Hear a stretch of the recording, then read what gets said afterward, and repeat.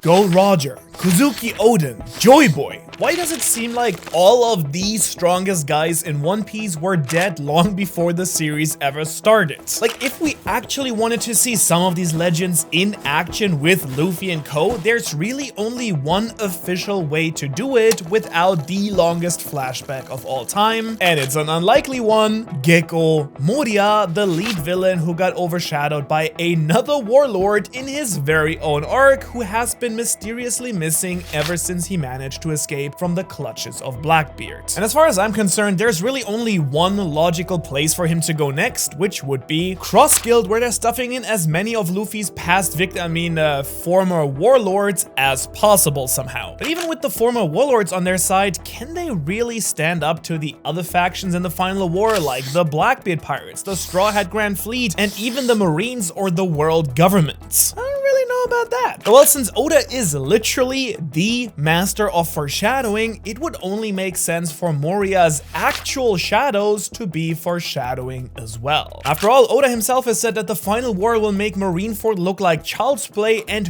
who could make fighters like Whitebeard and Akainu look like nothing? Well, literally the One Piece world's dead legends. Roger, Rocks, Whitebeard, again, Joy Boy even. Getting these ancient legendary characters who have been hyped up for so long in backstories and foreshadowing to actually actively take part in the final battle would be insane. Not to mention Luffy and the others overcoming them would be the perfect way to signal that the new generation has truly surpassed and fulfilled the dreams of those that came before them. But how exactly do we get there? Well, during the Thriller Bark arc, Gecko Moria used his shadow powers to resurrect corpses and build an undead army. The bodies of powerful warriors like the ancient giant Ors, this guy from Rox's crew, and Ryuma, the legendary samurai from Wano, made formidable opponents for the Straw Hats at that time. But really, when it comes to powerful dead One Piece characters, those two are just barely scratching the surface. I mean, have you ever seen a One Piece flashback? Oda lets the bodies truly hit the floor. And so if Moria and the Cross Guild manage to somehow get their hands on at least some of these powerful corpses of the true One Piece legends, Buggy becoming the Pirate King instead of Luffy might actually be a whole lot more realistic than it seems right now, and his followers would of course be stoked as well, even if Mihawk and Crocodile would be rolling their eyes behind his back. So, who will, or more importantly, who should Moria resurrect with his powers to Buggy's side, and whose shadows would make the perfect fit to make them as powerful as possible? Well, as we know from the Thriller Bark arc, the strength of the shadows that Moria puts into a body really determines just how strong that fighter will be. Let's start off with some familiar territory here. We already know that Moria likes to get his strongest corpses from Wano, and thanks to the battle for Onigashima, there are plenty of bodies up for grabs at this point. 3-time Skip Zoro already had big trouble taking down the resurrected Ryuma, so just imagine it now. Zoro has finally just defeated Mihawk during the climactic battle with the Cross Guild, but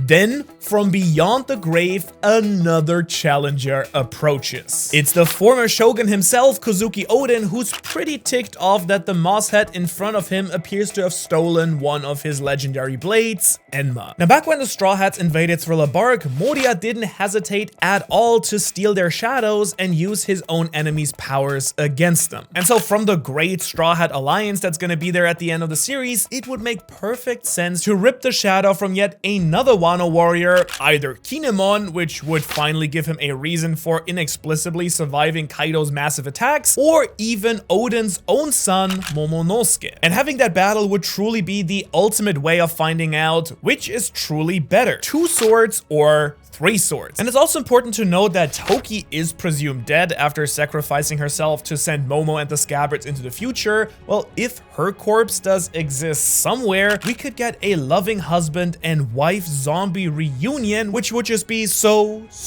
romantic. Now, of course, stealing some corpses from Wano would also give Moria the perfect opportunity to finally get his revenge against Kaido, since Kaido and Big Mom are both presumed dead deep inside the lava of Mount Fuji. Fuji that is, what better way to actually get revenge on his arch nemesis than using Kaido as his own weapon? Quick reminder for those of you who might have forgotten, it might be kind of hard to believe, but before Moria really let himself go, he was a real serious threat in the New World. It's actually said that Kaido and Moria fought for 3 days, even longer than Luffy fought Kaido, though it sure didn't feel like it during Act 3 of Wano. I mean, reading week to week, that took over a year to happen. But anyways, in this very epic battle, Kaido eliminated Moria's entire crew. Like, you know what I mean when I say eliminated. This terrible loss is really what motivated Moria to give up on having actual living crew members and instead making an unstoppable zombie army in the first place. After all, you can't kill crew members if they're already dead.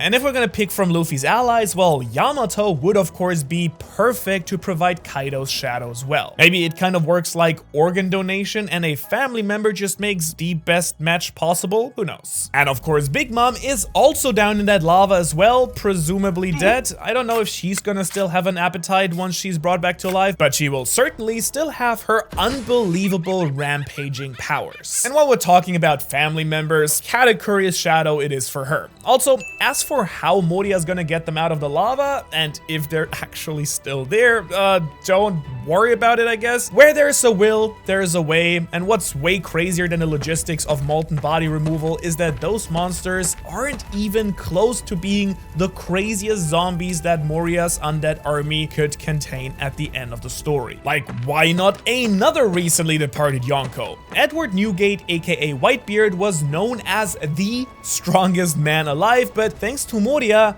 he's about to be the strongest man dead. Now, for obvious reasons, he won't have his devil fruit powers anymore, but that really won't stop opponents from quaking in their boots when they do see this true powerhouse coming towards them. Also, just think about how badass Whitebeard's gonna look resurrected, since he'll have a giant hole in his chest and half of his face blown off. A pristine back though, other than the rotting flesh there, I guess. And his shadow would most likely come from Marco, I'd assume, since he was an ally to Luffy in Wano, though it could also come from Whitebeard's maybe son, maybe clone, Edward Weevil. Also, in case you're wondering why Whitebeard would have hooked up with this old hag, well, turns out that's the original Stussy, where we got the clone version from on Naked Eye. Like, I mean, nope, I can't say anything about that, Whitebeard. I mean, the Weevil is your son theory makes a lot more sense now as I see it personally. But yeah, moving on. Because while all of these Emperors of the Sea sure would be threatening, but Luffy's already fought them, or at the very least back-talked to them. So now that he's reached his peak, he'd probably have trouble with all three at once, but I'm sure that the de facto strategist of Cross Guild, Crocodile, would very well know just which zombie would do the best against the pirate that ruined all his plans in Alabasta. After all, we do know that Crocodile at this point knows Luffy like his own son, because maybe he is his son?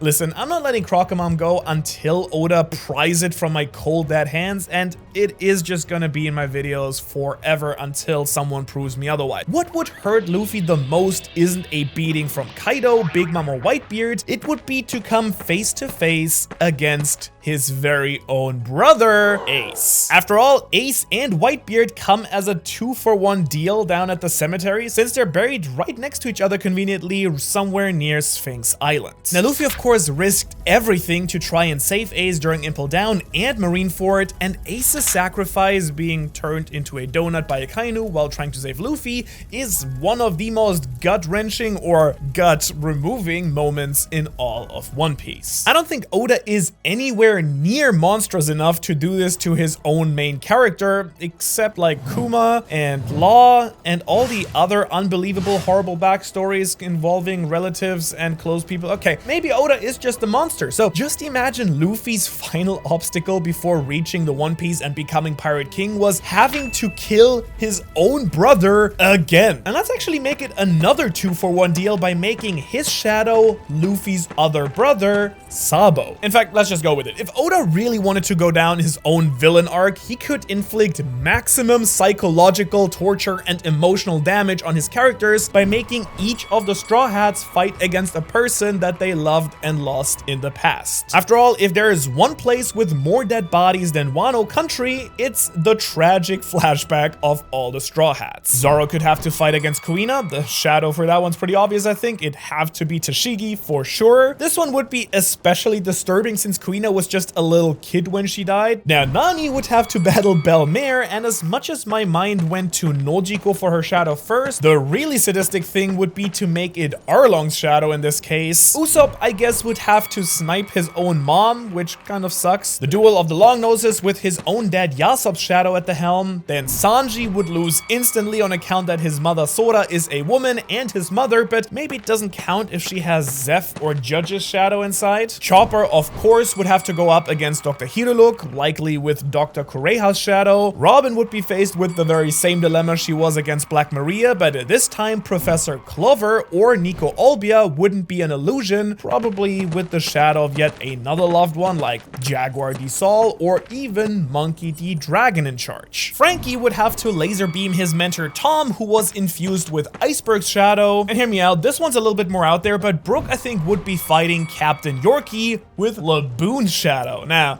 that's a whale of a tale right there. And then finally, Jinbei would have to fight either Fisher Tiger or Queen Otohime with King Neptune's shadow inside of them. Like, wow, that's really messed up. Like, I don't even want to think about how many tissues I'll have to buy to prepare for the crying that Oda would make me do if he actually went that route. But even those aren't the most powerful corpses that Moria could theoretically dig up from the graveyard. I mean, sure, it would inflict maximum emotional damage, but what about some raw power? But who could actually be more fearsome than the former Yonko trio of Whitebeard, Big Mom, and Kaido? Well, yep, you guessed it right, because how about their former captain? That's right, if Moria somehow managed to find the remains of God Valley, then he could bring one of the most terrifying and vile pirates in history back to his side, Rox D. Zebek. Now, there is the small problem of God Valley having been wiped completely off the map, but hey, maybe it's just sitting there at the bottom of a giant hole in the ocean, just ripe for the taking. At the end of the day, it took two of the world's all-time strongest fighters to topple Rox, and he'd make Cross Guild into one of the most threatening fleets in all of One Piece, maybe even the top contender for the One Piece itself. And of course, we don't really know much about what all his powers have actually entailed, but there are plenty of other characters who are dead who could make an appearance as well. I mean, for someone who hates killing off characters as much as Oda does, there sure are a lot of dead people in this series somehow. There's Vegapunk, at least most of his body, so maybe a resurrected version could outfit Buggy and the crew with some serious cybernetic enhancements, or his building-sized brain could just, you know, topple over and crush some people if ever necessary. I'm sure that Moria would love to bring his old faithful servant Absalom to life though, and without his invisibility fruit, he'd thankfully be unable to commit any more crimes against humanity. Then there are some of the Red Scabbards who passed away, like Ashura Doji or Izo, as well as Yasuie, who nobly sacrificed himself during the Wano arc. And on the villainous side of things, how about Kanjuro? Or how about giving Orochi yet another one-up? That guy just doesn't like to stay dead anyway, so might as well go for it. Also, in the noble sacrifice camp, we have Pedro, though his body is pretty exploded, so it's probably gonna need a lot of stitching. It's not in terrific shape, at least. Then again, that never really stopped Moria before though, and we can't talk about nobility without mentioning the most honorable Marine out there, T-Bone. Or how about one of the least honorable Marines, Virgo? Can zombies use full body hockey? Time to find out. For science. And then there's literal nobility too, with deceased members of the Don Quixote family like Don Quixote Mjolsgard or Homing. And obviously we've got to throw Rocinante in there as well, just to really break law, right? Not breaking the law, breaking the Trafalgar Law. His heart would be more broken than his submarine is right now as well. We could even get a little cameo from Portgas de Rouge, even so that she could do something in the series other than just giving birth to Ace. Or, I almost forgot about the most heartbreaking death in the entire series, even worse for Robin than going up against Professor Clover's zombie, would be having to face Ryonosuke, the adorable struggling dragon that Kanjuro drew on Zou. Actually, scratch that, I think Moria's powers probably don't work on drawings, but but actually, you know what? What if I'm thinking way too recent? I mean, One Piece has a lot of history. There's so many dead people to choose from in the ancient world. I mean, after all, the last time that Moria was building up his undead army, he chose warriors like Ryuma and Oars from many centuries in the past. And since Oda's on a killer speedrun of making Skypiea way more relevant in hindsight, maybe the most important arc, maybe someone like Nolan and Kalgara could get a piece of the action. It would definitely be super interesting to pit Usopp against Nolan in a battle of liars. Or what if legions of undead Lunarians were able to take revenge on the world government by storming Marijoa and taking their ancestral home back? That would just be fantastic. After all, the government may have genetically modified Lunarian child soldiers, but would the Seraphim be a match for the real deal? And of course, this massive zombie army could be a great opportunity for Imu to finally reunite with Nefertari di Lily, though she's probably looking a little bit less beautiful after several centuries of decay. But obviously, I haven't talked about the most obvious and important pick of them all. I mean, obviously Buggy himself is not about to face Luffy to claim the One Piece. The matchups of Zoro versus Mihawk and Sanji versus Crocodile make a lot of sense, but I just don't think Buggy's trying to fight Luffy ever again. He would love for his allies' army of corpses to do the job for him though. And could there be any more poetic choice to stand in the way of Luffy becoming the Pirate King than the two men whose dreams Luffy has inherited? Imagine an undead Goldie Roger pulling up and desperately fighting Luffy to get his cool hat back. I mean, maybe Luffy won't even have to fight Ace. Instead, he'll have to beat up his dad and avoid getting cut in half by his sword Ace. It would be like the ultimate battle for who has the real right to call themselves the king of the pirates. But in the end, nobody, and I mean nobody, has a better claim to that straw hat than the other roadblock in Luffy's way, Joy Boy himself. I mean, it would make for one of the stretchiest, zaniest fights in all of One Piece. Gear 5th versus Gear 5th. And since the flashback on Egghead Island shows us just how insane the original Joy Boy's haki was, way more powerful than even Shanks's, Luffy would have some serious work cut out for him to prove that he actually deserves to wear that straw hat and claim the One Piece. Even though this is a hypothetical, personally, thematically, it's pure poetry. In order to fulfill the dreams that Joy Boy and Roger left behind for Luffy, he now has to literally defeat them. He has to prove that he is truly the strongest of all these generations and the one with the most right to call himself the king of the pirates and claim the treasure they left behind. And if you're curious what that treasure could be and what Joy Boy's entire massive 1,000-year-long plan was to, you know, go through Roger and then Shanks and then Luffy and how all these plans all started with him, what that big plan is, you can check that out right here. Otherwise, as always, huge thank you to all the Patreons. You guys really make it possible that we do what we do here. If you want to support the channel and get access to a ton of cool perks, go check it out right here. And otherwise, I will see you in the next one. Until then, and thanks for watching.